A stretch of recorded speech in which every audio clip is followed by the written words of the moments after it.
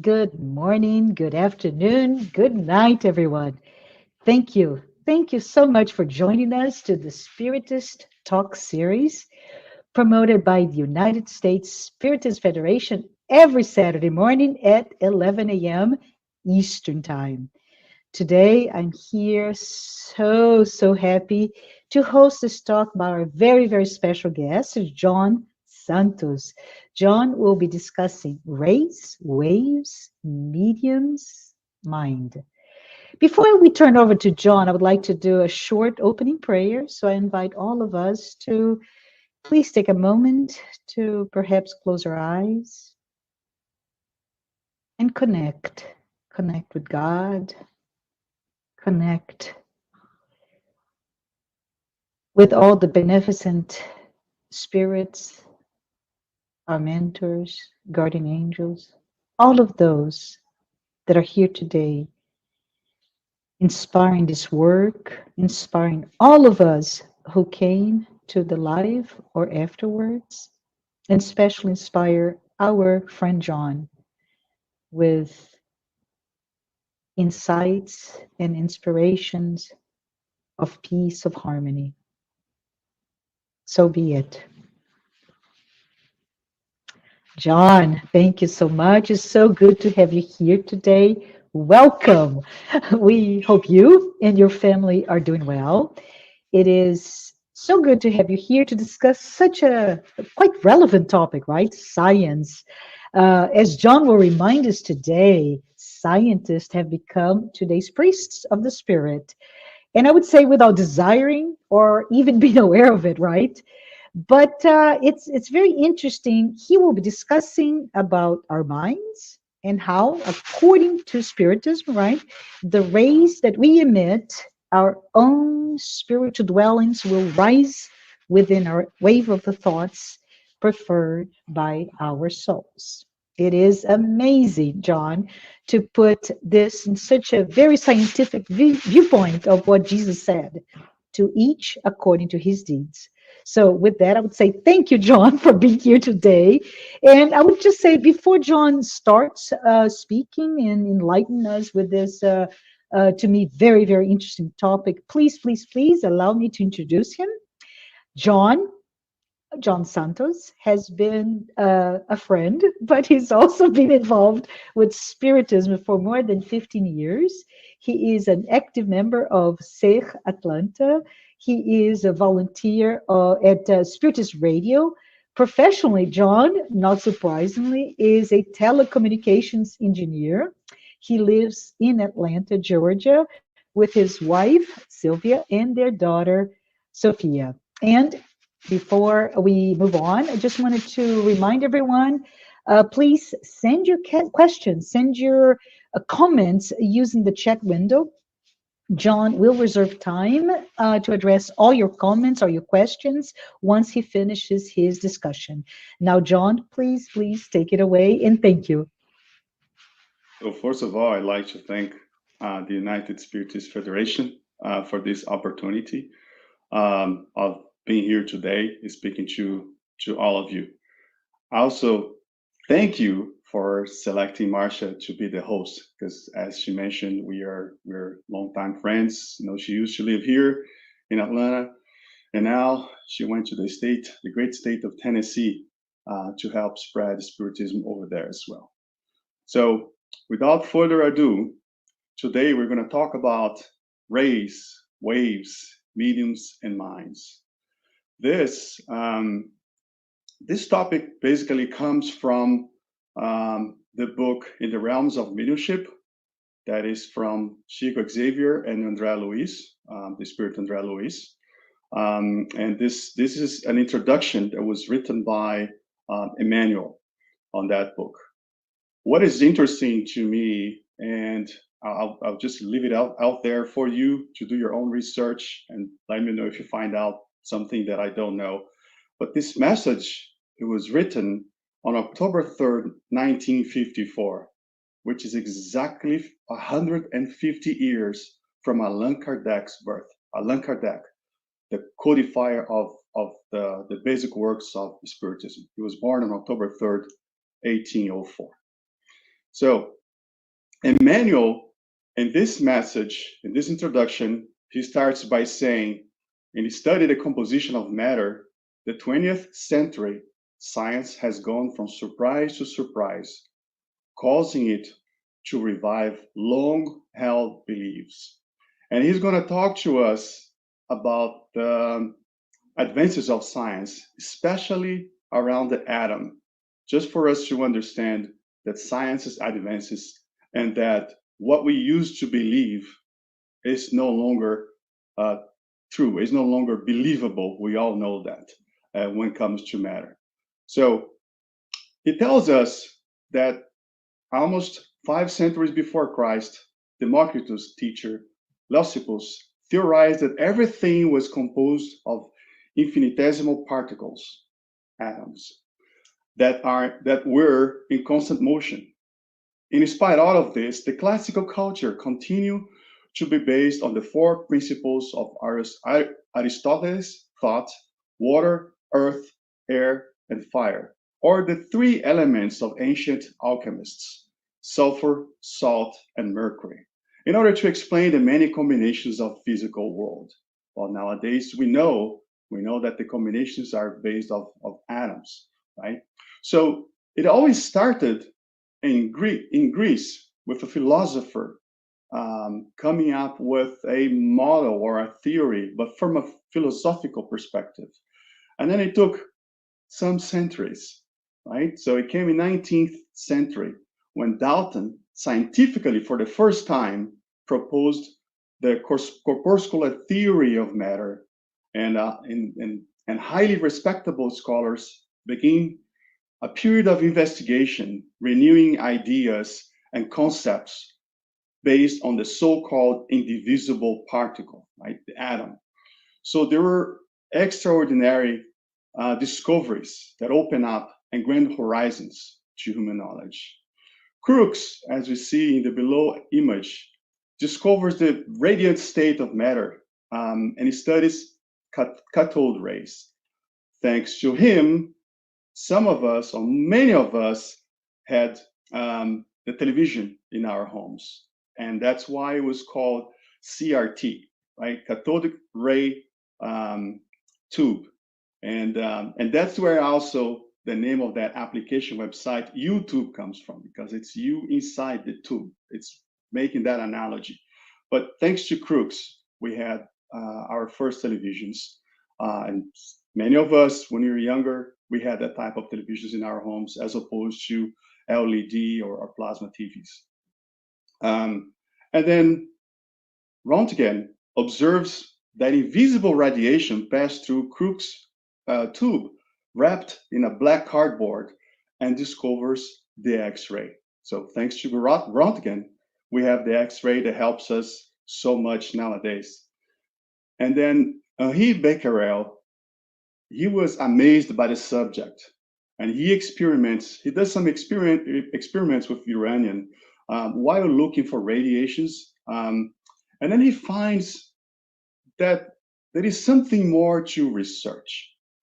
So, and what happens is that Pierre and Marie Curie, or the Curie couple, they were intrigued by this enigma, and they analyzed tons of pitch blende, and they discover radium, the radium element.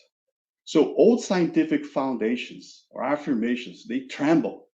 So, and then comes Rutherford later on, and Bohr, both in the forefront, leading group of pioneers and beginning prominent studies involving radioactivity and coming up with a new model for the atom. As we saw earlier, for Dalton, it was just like a ball, a solid ball. That was the model for atom. And then Rutherford and Bohr, they evolved that model.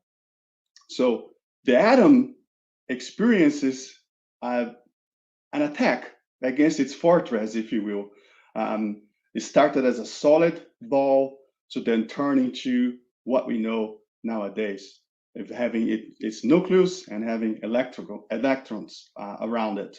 So, and then it hides secrets that then they are entrusted to humankind. As much as we study our atoms, more we learn about ourselves. So then, ever since the last quarter of the 19th century, the Earth has become a kingdom of waves and rays, currents and vibrations.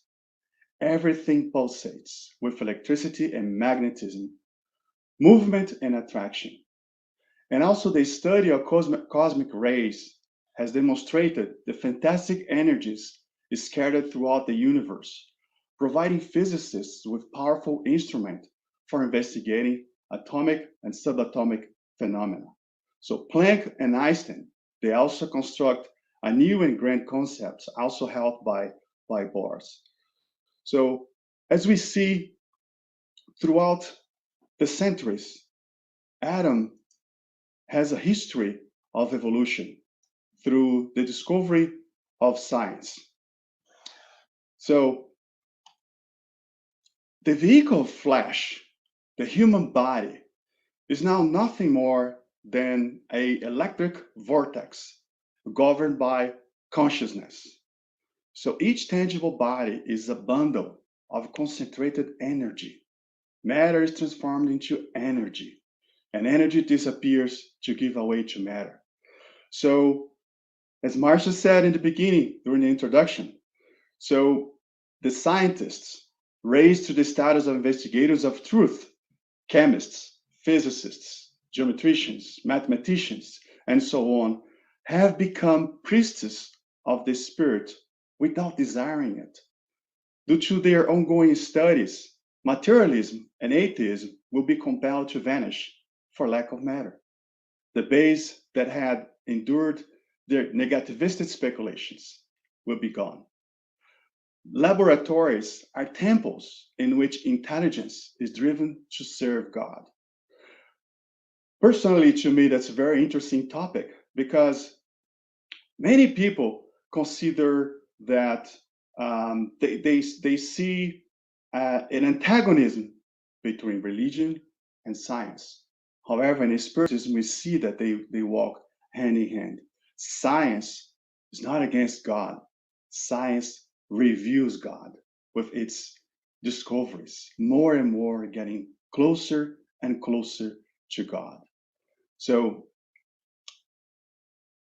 as I was saying, these laboratories, they become temples in which the intelligence is driven to serve God, even when the intellectual activity is misguided, temporarily subordinated to political hegemony that generate wars. So the progress of science and divine conquest continues to exalt the good and is bound for glorious future. That future belongs to the spirit. On this slide, we like to show what we know nowadays about radiating energy. So we can see the electromagnetic diagram showing to the left, you have higher frequency, and to the right, you have lower frequencies, and also have your wavelengths. So, and in our spectrum, we know there is a portion of the spectrum that's used for radio, another portion for microwaves and infrared, X-rays, gamma rays, ultraviolet, and so on. And look how interesting that is. Pay attention to the portion that we humans can see, the portion that our eyes can see. It's a small slice of the entire spectrum. So most humans, that's all we can see, a small portion of the entire electromagnetic spectrum. So on the spiritual side, when we talk about radiated energy, the first thing that comes to mind is what we call universal cosmic fluid. What is universal cosmic fluid? It is the most primitive matter or elementary matter. So it is the matter that's the first matter created by God, and from there derives all the other matters. So also at the time, the word used was fluid. At that time, there was the word energy did not exist yet. They even called electricity electric fluid. They called magnetism magnetic fluid. So that's why in the Spiritist books from Allan Kardec and so on, we see that that was the word used. But we can imagine that nowadays you could replace that word in your heads by the word energy or field, like electromagnetic field, as we know, right? And we can also think of universal cosmic fluid as a field, which is everywhere. So Allan Kardec in the book Genesis, Miracles and Predictions According to Spiritism, chapter 2, item 22, he comes with a analogy. He was an educator, so he would find ways to explain what was hard to explain, to make it easier. So he said, given how powerless humans are in comprehending the very essence of divinity, they can get only a close idea with the help of comparisons. They are necessarily highly imperfect, but which can at least show them what at first glance seems impossible. Let us imagine a fluid subtle enough to penetrate all objects. Now stop right there. As I mentioned earlier, you can replace that word, if you will, with word energy or field. Imagine electromagnetic field. A lot of people don't realize that we are the electromagnetic field is around us and within us everywhere, right? Wherever you have your cell phone carrier signal, that means you have electromagnetic field there. And we know that in many places they are present. In a way, we like to say, some carriers, they have dead spots, but the carrier God have no spots, because there's no spots where you don't have coverage. There is coverage everywhere. So also your Wi-Fi, many places we go nowadays, we have Wi-Fi in our home, we have Wi-Fi, that's electromagnetic field. So analogously, that's how we see the universal cosmic fluid, being everywhere. And then Kardec comes also in the same book with a little bit more explanation about the universal cosmic fluid. And if you excuse me, I'll just read real quick this slide. He says, in essence, the state of etherization, the cosmic fluid is not uniform. Without ceasing to be ethereal, it undergoes modifications highly varied in kind and perhaps more numerous than in a state of tangible matter. So what he's trying to say is that you have that first primitive universal cosmic fluid, and then it suffers modifications. As an example, each planet will have a different universal cosmic fluid with different properties, if you will, because it has all the emanations of the civilizations that live in that planet. And continue on the second paragraph. Since everything is relative, these fluids have for spirits who are fluidic themselves an appearance as material as that of tangible objects for incarnates, and are for them what the substance of terrestrial would are for us. So would be for us. So what he's trying to say is that spiritual fluid, spiritual energies, or even universal cosmic fluid modified, those are very tangible to spirits. So to us, they're not. We can't see it. Most of us can't see it. However, it is there, right? Some can see some modifications. As an example, I recall a story of Chico Xavier. Once in the morning, he was going to the bus stop to catch his bus to go to work, and came this lady to talk to him. So there was a lady who saw him the night before. He used to work with Bezerra de Menezes, who was a discarnate doctor, and he used to do prescriptions, homeopathic prescriptions. So, and this lady, she couldn't understand the handwriting, and she wanted to ask him, but he was in a hurry. He was running late. He said, "My friend, come at night tonight, and I'll spend the time with you, and I'll explain to you." And he wants to continue walking. And Emmanuel, which is the same that we spoke here in the first slide, he was his spiritual guide, appeared to him and told him, "Help her. She needs help right now. So, and it's not going to take too long for you." And as a good student and disciple, he decided to go back. Chico decided to go back and talk to the lady. He explained to her what that all meant, and then she was happy. They went separate ways. He kept going to his bus stop, and Manuel appeared to him again and told him, "Stop, look back, look at that lady."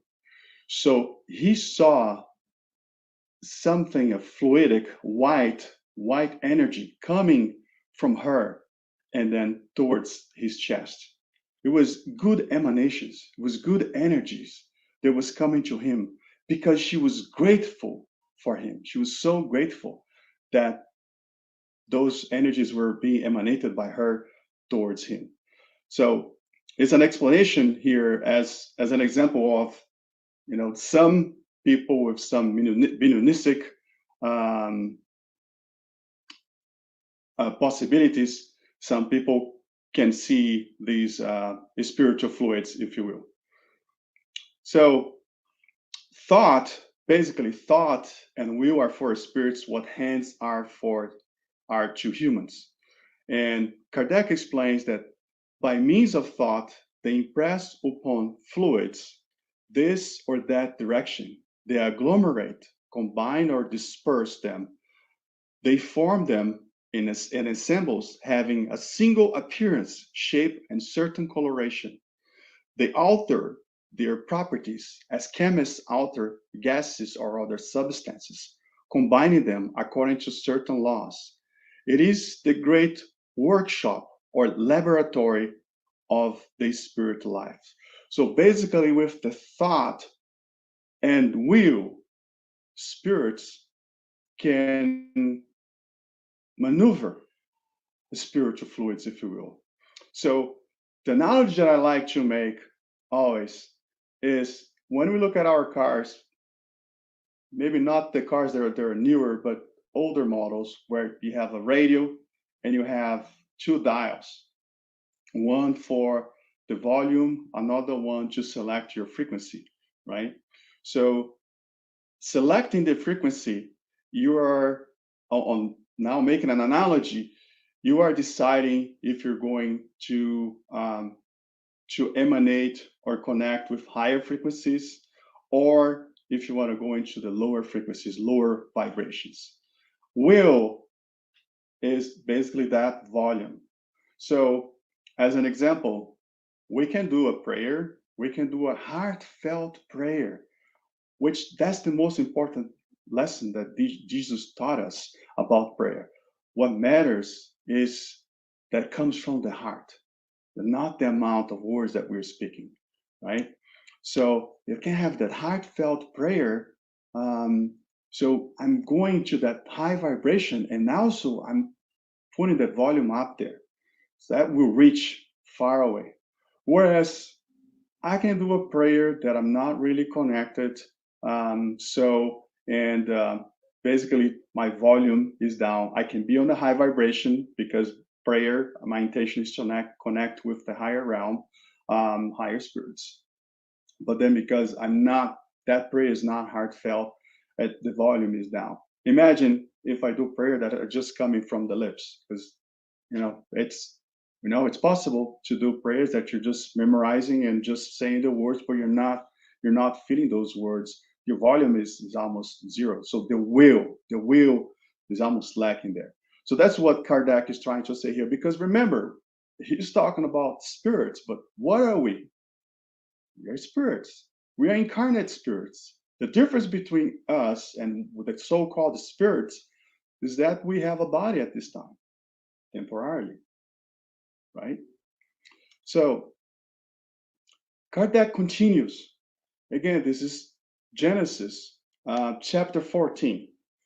The action of spirits upon the spiritual fluids has consequences of crucial and direct importance for incarnates. Since these fluids are the vehicle for thought, which can modify their properties, it is obvious that they must be impregnated with good or evil qualities of the thoughts that set them in motion. And they change according to the purity or impurity of sentiments. Evil thoughts corrupt the spiritual fluids just as harmful miasmas corrupt breathable air.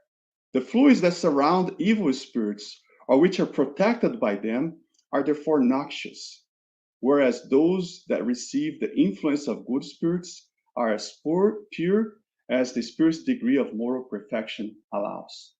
So he's coming to tell us that the spirits, the properties of those fluids, they are going to be impregnated with good or evil.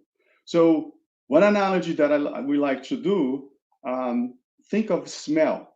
I can put in some matter, I can put a good smell or a bad smell, a good fragrance, or something that smells really bad, right? That's exactly what he's trying to say here, right?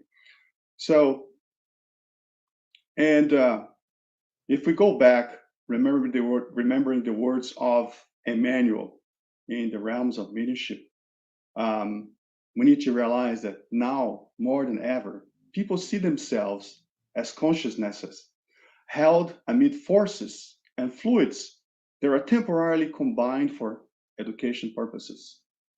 So everyone now is starting to grasp the fact that grave is the door to renewal, just as the cradle is the access to human experience. And they realize that they stay here on the planet is a journey with a destiny aimed at the stages of greater progress. So we are here to progress. So, and on this great pilgrimage, We are all instruments of the forces which we are in tune. We are all mediums within our own mental field, associating ourselves with edifying energies when our thoughts flow towards the higher life, or with disturbing and depressing forces, as long as we're still enslaved to the shadows of primitive and tormented life. Through the sentiments that characterizes the inner life, all individuals emit specific rays and live within the spiritual wave which they identify themselves. As we made the analogy earlier with smell, all of us have a characteristic smell that we emanate. No wonder when they're hunting for someone or the police is searching for someone, they can use dogs smell clothing for that person, and they can pinpoint the person if the person is nearby, because each one of us, we emanate specific smell. In the same way, we emanate a specific thoughts that will put some characteristics on the fluid around us. So, and Allan Kardec, he makes this analogy in chapter 14 when he's talking about fluids, and he says that like odors, they are designated according to their properties, effects, and the original type. So he comes and tells us, he puts these two lists. So one from the moral perspective and the other from the physical perspective. So basically, he comes and say that from moral point of view, these fluids bear the mark of sentiments of hate, envy, jealousy, pride, selfishness, violence, hypocrisy, goodness, benevolence, love, charity, tenderness. And those are just examples, right? And they have the three dots at the end just to say it's a very long list. And that's from a moral perspective. From a physical perspective, they can be exciting, calming, penetrating, acerbic, irritating, soothing, soporific, narcotic, toxic, reparatory, expelling, and so on. No wonder there are times that we have sensations, physical sensations. And for example, can be a little irritated, but then there is no real reason for that. There was no discussion per se, or I can feel toxic. I can feel toxic in my body. Sometimes it's because of what other people are saying, or sometimes could be because of thoughts that I'm having, and with whom I'm having affinity at that time, with which kind of spirit I'm connecting, because they're going to connect with those that have the same type of thoughts. And Emmanuel in the book also says that these truths cannot remain semi-hidden in our sanctuaries of faith. They radiate from the temples of science like mathematical equations. And it's interesting that nowadays science has been conducting study and finding out that, for example, someone holding grudge for something that happened a long time ago, they may start developing some diseases, could be mental or physical. But once they can forgive, they feel light, and they feel light in a sense, not heavy, and they start getting their health start getting back on track. So in the book On the Way to the World of Regeneration, which was just published 13 months ago, was December 2020. There is a lot of information about the pandemic, as an example.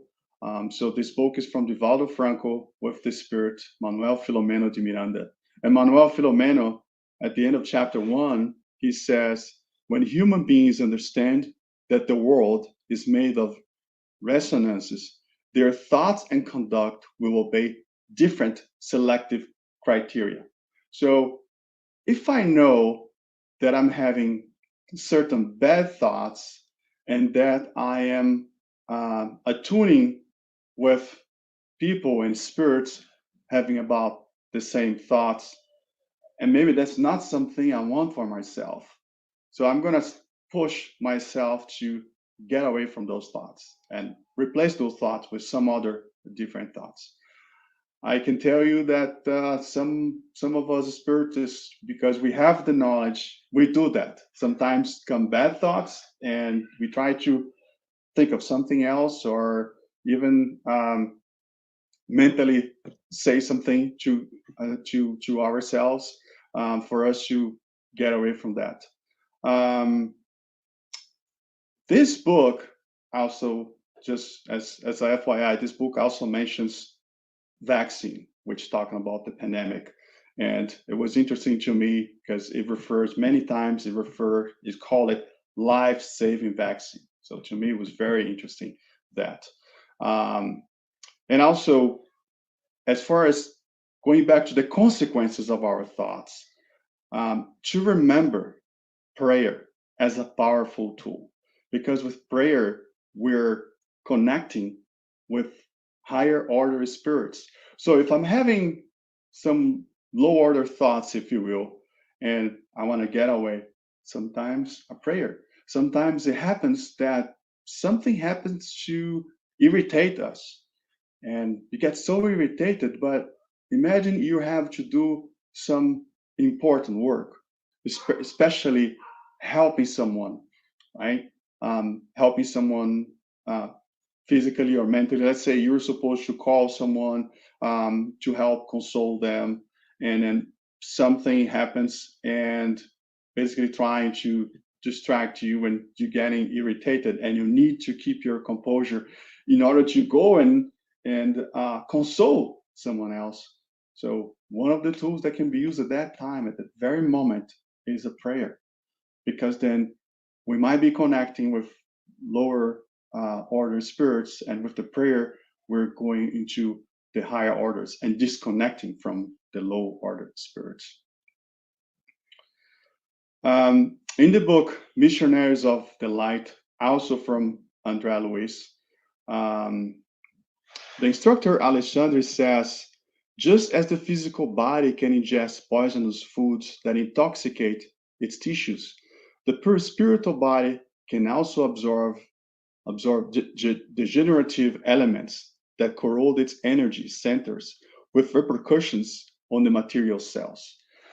So basically, what he's saying here in an analogous way, we can eat or drink things that will intoxicate our bodies, our physical bodies. And it works the same way on the spiritual side, because I can, with my thoughts, for example, intoxicate, my spirit is intoxicated, and then intoxicating the perispirit, which is the intermediary to the body. And we're gonna get there here on the next image, right? So if I'm intoxicating my spirit with bad thoughts, they can, if they're long enough, bad enough, they can intoxicate the perispirit and impact the physical body. So that's why it's in psychology, sometimes they refer to this as somatization, because we're getting mental state, and that's coming in realization in the physical body, right? What they still don't know, it's the mental or the mind is in the spirit. But basically, those thoughts that we have can cause disease in our body. In fact, Alexandre, in chapter 4 of the same book, he affirms a sick body almost always indicates a diseased mind. He mentions on that, we have that chart on the lower left, that actions produce effects, sentiments generate creations, and thoughts give rise to forms and consequences in infinitely different ways. So, because each one of us represent a universe in and of itself, we are responsible for the energies that we emit to circulate in the currents of life. So we're totally responsible for the energies that we're sending out. Now, if we go back to the basic works, the Spirits book by Allan Kardec, which was the first book published in 1857. In the subchapter, the concealed influence of spirits on our thoughts and actions, he asked the question, and we like to say that any question we have, tell you, Kardec very likely asked that question, maybe in a different way, but he asked so many questions that very likely we can find the answer to the questions we have about life and the universe. So he asked this question number 459. Do spirits have any influence on our thoughts and actions? The answer, their influence on you in this regard is greater than you suppose, for very frequently it is they who guide you. Now, it could be lower order spirits or higher order spirits, but basically this answer confirms another affirmation that we see in the Medium's book. And this, basically in this planet, in our evolutionary state, we are all mediums. Meaning to say that we can have interchange with the spiritual world. Not all of us have a conscious interchange, if you, not all of us have physical effects where like someone can speak, which is a spirit speaking through a person, or can write, but all of us are exchanging thoughts with spirits. And as it was answered, most of the time, very frequently they're guiding us maybe to go one way, maybe to go another way. And remember, one thing that's very consoling is that each one of us have a spiritual mentor, has been assigned for life, for this life. We have a spiritual mentor. And some of us learned that not only that, we also have familiar spirits. So spirits that we have been together in previous incarnations. So they're part of our family and they love us. So they're also there to help. Think of familiar spirits sometimes as an assistance to the mentor. So we have some of these spirits that can get to that status to go and help us. Or if they can't, at least some of them are there cheering for us to be successful on this journey. Because before incarnating, we kind of agree to a contract. So we have a journey, and this has been planned, and we have milestones to hit. We're going to try to hit them. Even though in that book, Missionaries of Light, that we mentioned earlier, Alexandre at some point, he mentioned the word completers. Oh, these are the completers. Completers. And Andrea Luiz asked, what do you mean, completers? Oh, these are people, these spirits, they completed they checked every milestone they had in their incarnation. So they're coming here with 100% of their mission completed. And of course, Andrea Luiz asked the question that you're thinking right now. Alexandre, on average, how do people get here? What's their status? And basically on average, he said it's 30 to 50%. So on average, we achieve 30 to 50% to what we have committed. So personally, I always say my goal is to be above that 50%. That's already good. That's above average. I mean, if someone wants to aim for 100%, please do so and work hard. So, but on this question, Kardec came to make it very clear that we are exchanging communication. Sometimes it's an intuition that we get. Sometimes it's an inspiration that we receive to go one way or the other, or to do one thing or another. And also, again, it can be a bad suggestion, or it can be a good suggestion for us. So, towards the end, Emmanuel says, to each medium, or we can read, to each person, his or her own mind. To each mind, its own rays, personalizing observations and interpretations. According to the rays we emit, our own spiritual dwelling will rise within the wave of thoughts preferred by our souls. So basically, as we mentioned about the odor or the smell, it happens the same on the spiritual realm. If on average, let's say, we have a good friend that's working with us today, he likes a specific soccer team. He's, as just an example, and he's thinking about this team. Of course, his emanations will have some portion that is dedicated to his thoughts about that team. Or if his thoughts nowadays, he spends a lot of time thinking about how to take care of his kids, about the future of his kids. That's going to reflect on his psychosphere, if you will, which is his psychic or spiritual atmosphere around him. So it's basically the characteristics of that person. So as we have that machine at the airport nowadays, we used to have the X-ray machine. Now there is the other one that does so much. They check us on the spiritual realm. Basically, with goggles, they can see everything about us, morally speaking, if you will, right? That's a reflection of the thoughts, the type of thoughts we have on a daily basis. So if you want to know what someone really are, we can see what they typically think about, and that's of course going to reflect on their feelings, on their sentiments, and on their actions, and it's going to reflect also with whom they're going to relate. In the same way that in a incarnate, between incarnates, we relate with folks that are similar to us. It's common, right?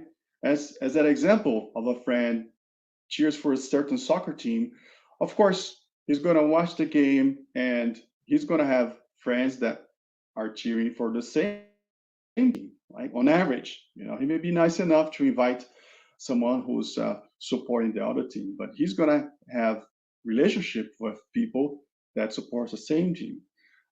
Some of us, when we become parents, we start developing deeper relationships with people that have kids about the same age as our kids, because we want to exchange information.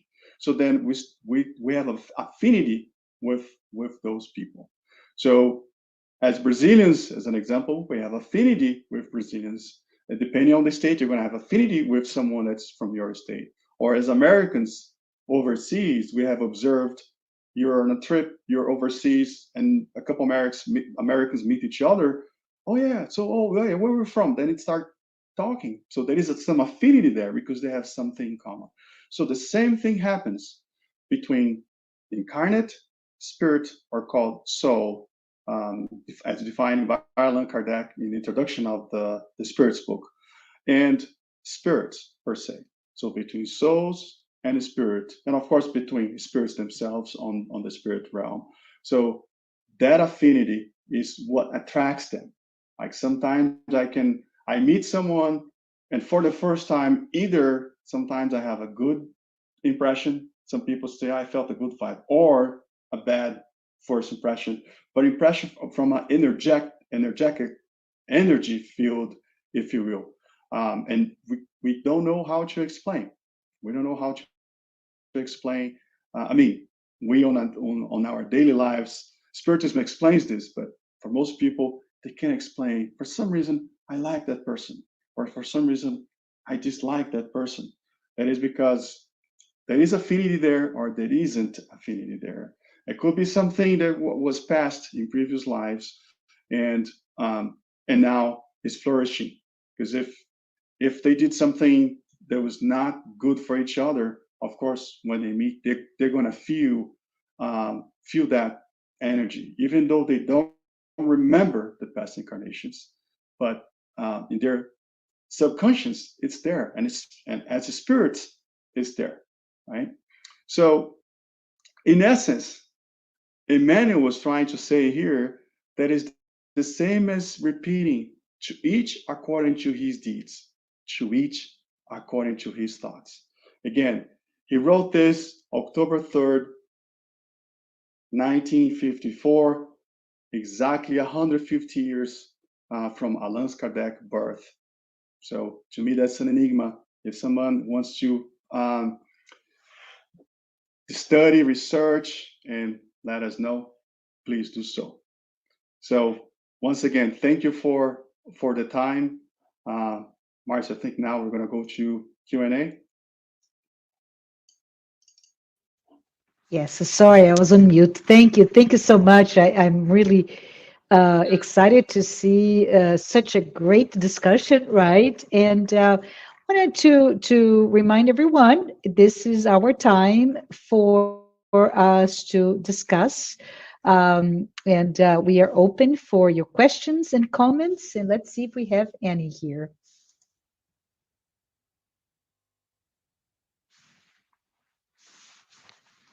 So, hi, Kristen. Kristen says, John, is there anything one can do to clear out or cleanse corrupt spiritual fluids? And those are quote unquote questions there. The first that comes to mind is through prayer. Through prayer. As even Allan Kardec mentions in chapter 23 of Genesis, it's obsession. Says it's one way to help someone who's going through an obsession. As an example, can you imagine, can you think of worst spiritual fluids around us when we have a terrible obsession? So prayer is the first one that comes to mind. The other one is with our good deeds, good behavior, because at the end of the day, I'm being faithful when I'm aligned with God, when my actions reflect the teachings that Jesus brought to us. So also through our actions, in my mind, those are the two first things that come to mind to cleanse. Absolutely.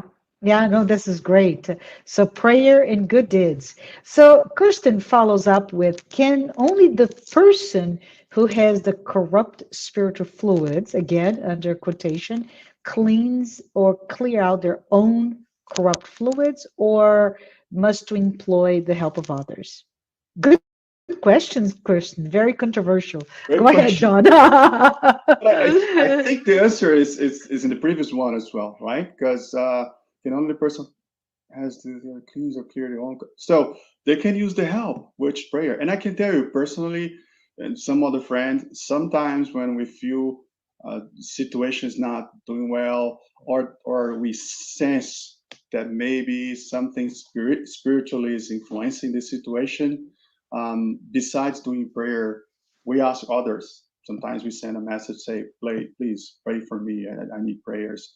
And I actually know, I know highly sensitive mediums that even have said that felt, right? So you're in your home on the other side of town and you're praying, and that is reaching the person. The person is feeling that prayer. It's beautiful, isn't it? It's amazing. So let's see if we have another question here. Daniel, hi Daniel. Daniel said, "Thank you, John. Could you elaborate about mind versus thoughts? Are they the same?"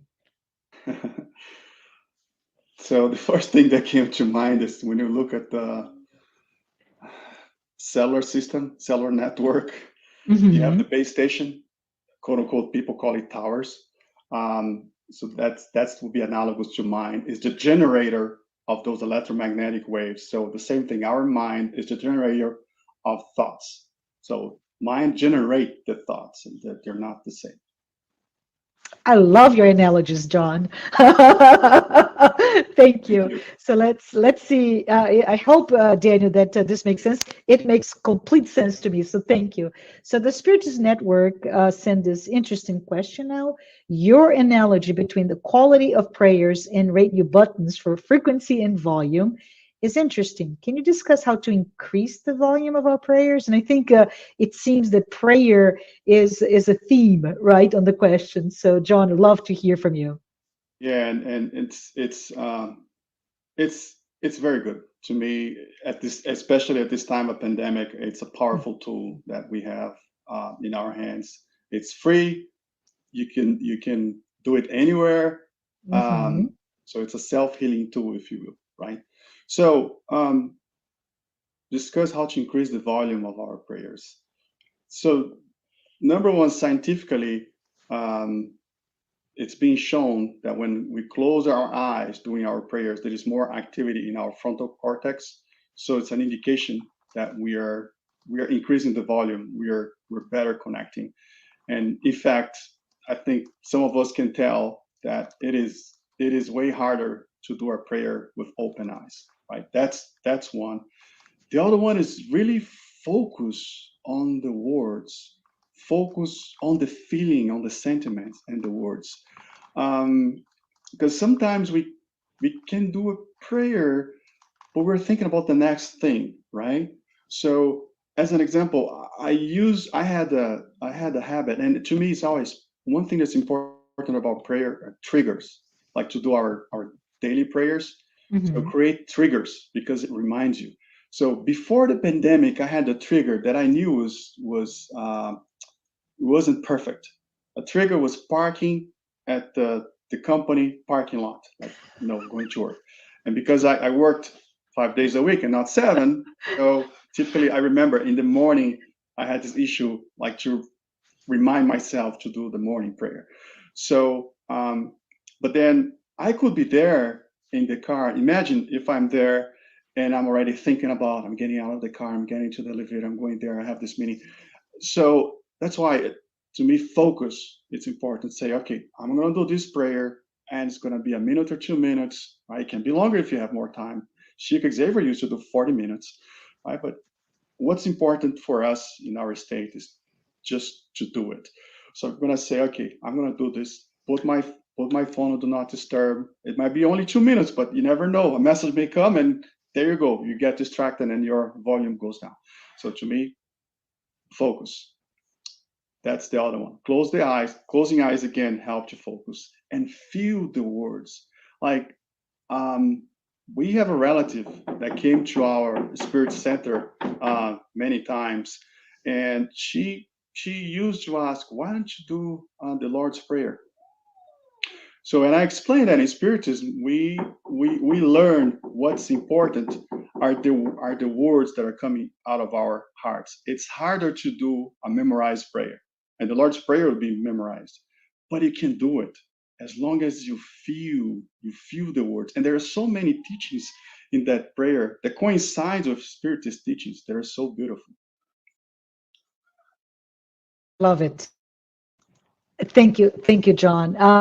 I think if I may say here, just before we go to Kirsten, is someone once told me, and it's just an amazing, simple, faster perhaps than your trigger to do it in the car. So, but I love it, and it made me remind me of this advice when you're about to go to work, when you're about to whatever, go from one place to another, just visualize yourself holding hands with Jesus. And it was just such a quick way. And I remember, especially when you start a new job, a new place, a new location, and you just you're walking and you see yourself holding hands, right? And as you can see, I'm closing my eyes, and it transformed that how your mind and your thoughts and your prayer, your connection for the rest of the day. So love it, love it.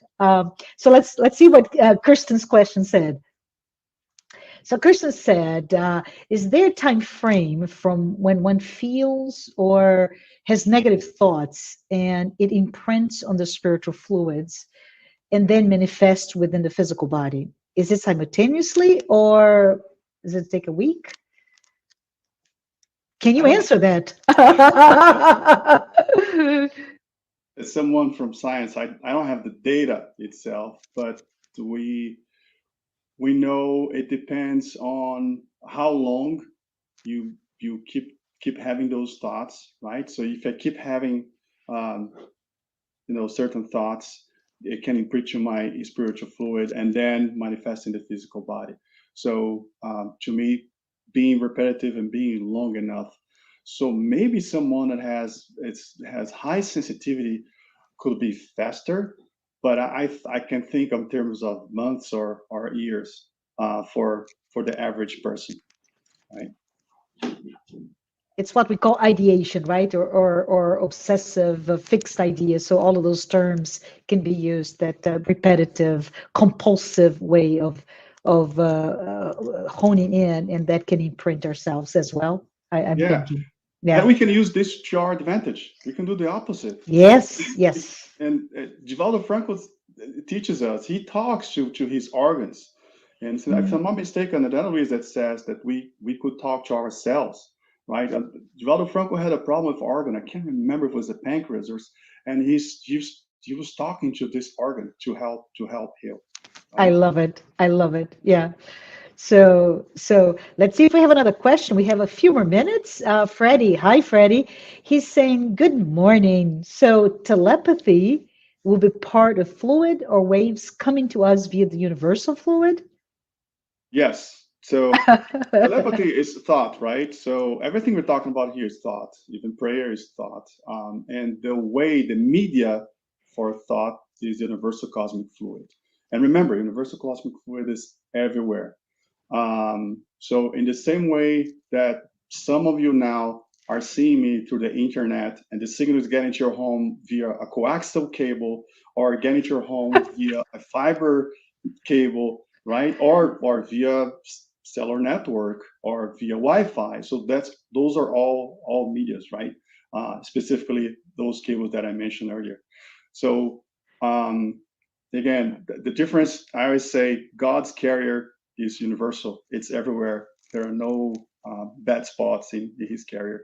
And when I studied more deeply that chapter 2 of Genesis, Mhm. which is entitled God, um, it made me understand the concept that God is everywhere, because it's through the universal cosmic fluid that he's everywhere.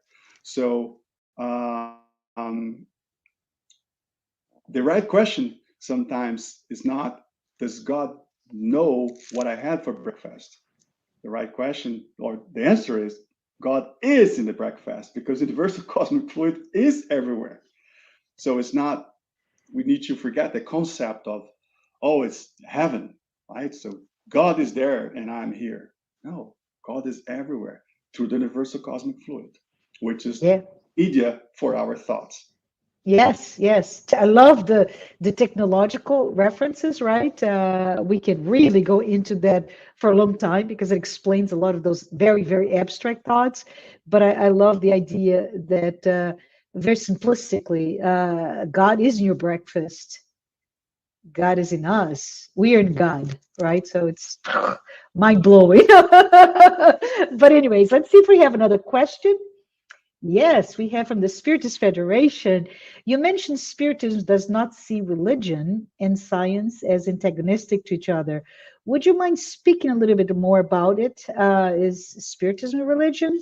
And if so, why is it not against scientific progress? So, if I'm not mistaken, chapter 4 of Genesis, according to Spiritism, is entitled The Role of Science in Spiritism. And even explains that Spiritism had to come at the right time. You needed certain science to exist to do some discoveries, such as geology. Geology had to come and do discoveries to tell us that there was a time that the entire Earth was underwater. And that's why nowadays you can go into a mountain and have discoveries of fish fossils, right? Not what some other people would believe that was to the time of Noah's Ark, the entire Earth was underwater. No, it's through what we learned through geology that there was a time, and it predates humans on Earth. That's just an example, and many other sciences. And as you mentioned, Marcia, um, at the time of Kardec, we didn't have the studies of electromagnetism. Which is actually interesting, if I'm not mistaken, James Maxwell wrote the electromagnetic formulas 2 years after Kardec published the Spirit's book. So they were living about the same time. One in England, the other one in France. But so electromagnetism was not as known.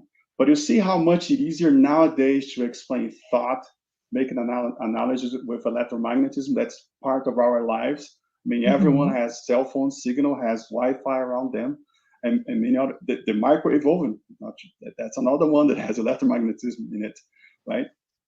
So science it helps the Spiritism explain its concepts. In fact, there are many concepts that came, for example, through André Luiz, that were later confirmed by science. For example, DNA, if I'm not mistaken, took 30 or 40 years for science to discover the DNA, which André Luiz had written about it 30 or 40 years earlier. And there are many other discoveries. Folk scientists that are more on this field, health, they estimate that would take about 100 years for science to confirm some information that we have through Spiritist literature. See, science is the partner. And again, like we said earlier, science discovers the truth. And again, we need to realize science works in different ways. You have theory and you have experiment. So for example, in 1916, Einstein wrote a theory about gravitational waves, 1916. So it was a theory. You can't start walking around and say, oh, they exist. It's a theory. And then exactly 100 years later, in 2016, there was an experiment done here in the US that proved that gravitational waves exist. So it took about 100 years for that to be experimented and proven. So science discovers nature, how nature works. And nature is the work of God. So science, it's working for God. It's working Oh, to love it. review, Yeah. to review God, to review the wonders.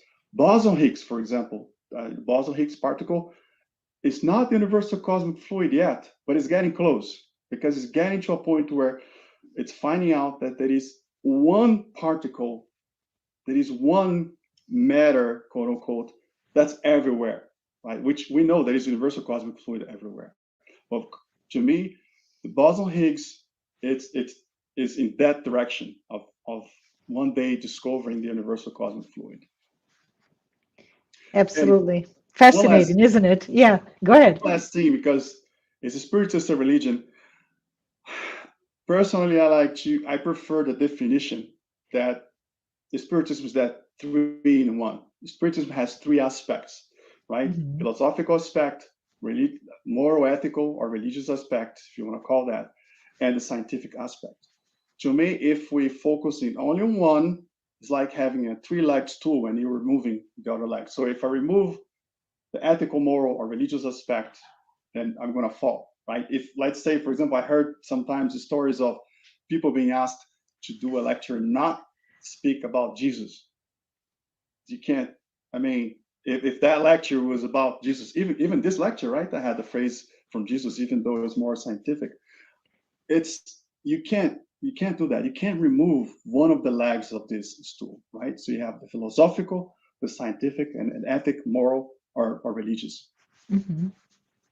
Yeah, it's truly interwoven because a lot of the discussions that we had here is quite philosophical in nature, right? So thank you, John, for bringing that. Yeah, I like to look at Jesus like in the introduction of Jesus in the Home book from Neo Lucio through Chico Xavier. They also have it's beautiful because exactly talk about the perspective that people have about Jesus. Like historians, they see him. He changed history, right? That is before and after. Philosophers, but to me, I like to say Jesus. He's the most perfect spirit that has been on earth with us. So he's not only maybe the best priest, but he's the best architect, the best engineer, the best doctor, he's the best every profession we can think, and the best geologist. He has all the knowledge because he presided the formation of this planet. Imagine how much scientific knowledge you need to have in order to put together a planet. And beautiful planet, right? I think all of us agree, beautiful planet. Very soon it's going to be even more beautiful to some of us with spring, right? And leaving the cold weather behind us.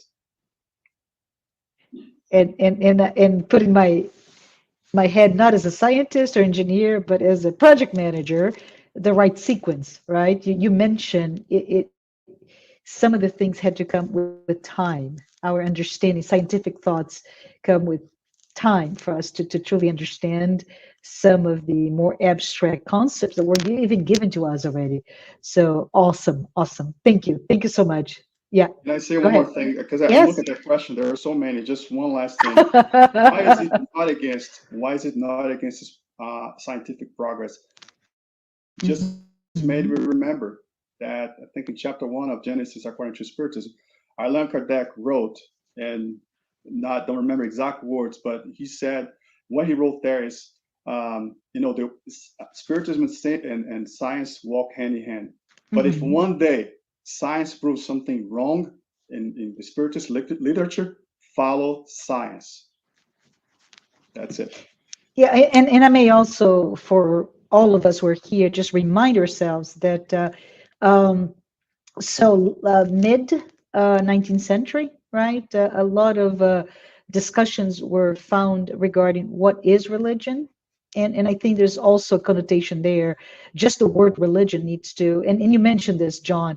You said, the moral aspects, not, and that is called religion. And I think if we talk about religion as that connection to God, absolutely. If we talk about religion as I may offend you, but really very high level, hierarchical, dogmatic, right? Very much the religion that we keep thinking maybe from many centuries ago. Then it is not. So I think it's very interesting for us to also understand the word.